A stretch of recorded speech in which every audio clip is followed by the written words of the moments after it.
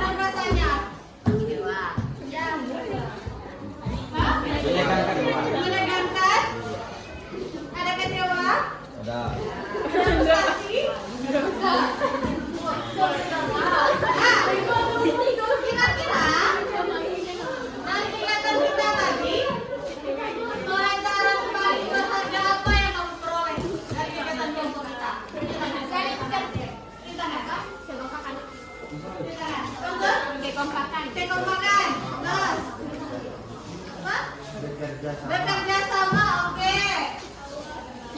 Sudah? Kesabaran, ya. Tanggung jawab tentang dia harus menangannya bagus, ya. Dan keterampilan. Apa lagi? Ketelitian. Teliti ya, kalau nggak teliti ceroboh bisa tutup. Lain. Kreatif. Kalau tidak kreatif? Jangan panik. Tuh, apa pesan jangan panik. Pertanyaan apa? Kalau bantu harus sebagai semen ya kan? Sebagai semen. Ada lagi? Badan yang kuat jangan berhenti sekolah. Badan yang kuat dalam membangun satu hal. Iya, betul. Badan yang kuat dalam membangun satu hal. Apapun itu ya kan? Mau itu rumah, mau itu kepercayaan, motivasi. Ya.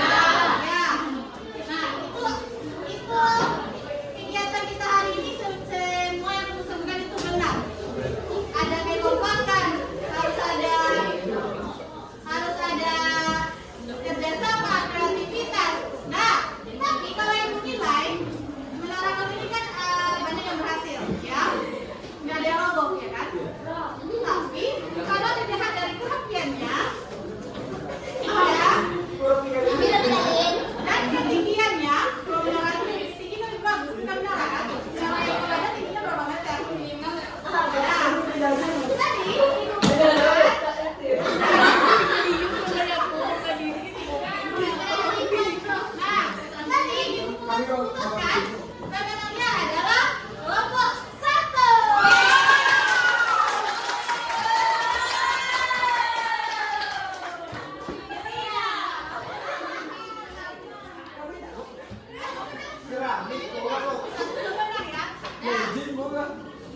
sebenarnya tujuan pelajaran kita hari ini adalah peserta ini mampu mengenali pola pikir tetap atau fixed mindset yang melemahkan diri, mengubahnya menjadi pola pikir bertumbuh atau growth mindset. Kemudian menunjukkan sikap tangguh atau resilient. Seperti tema kita resiliensi dalam menghadapi tantangan melalui kegiatan refleksi dan aplikatif. Peserta ini mampu berpikir negatif menjadi positif, bangkit dari kegagalan dan menyusun langkah nyata untuk berkembang. Itu tujuan pembelajaran kita hari ini. Ibu masuk ke bagian konsep.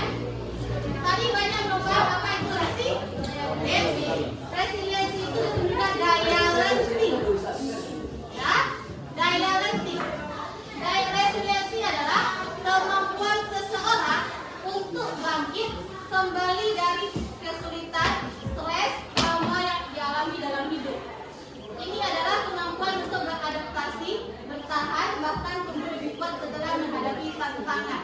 Siapa yang pernah merasakan dalam hidupnya ada suatu kegagalan, tapi dia bergagal? Siapa yang pernah? Tunjukkan. Yang pernah gagal tapi dia bangkit lagi. Tunjukkan. Nah, tunjukkan. Yang pernah gagal tapi bangkit lagi.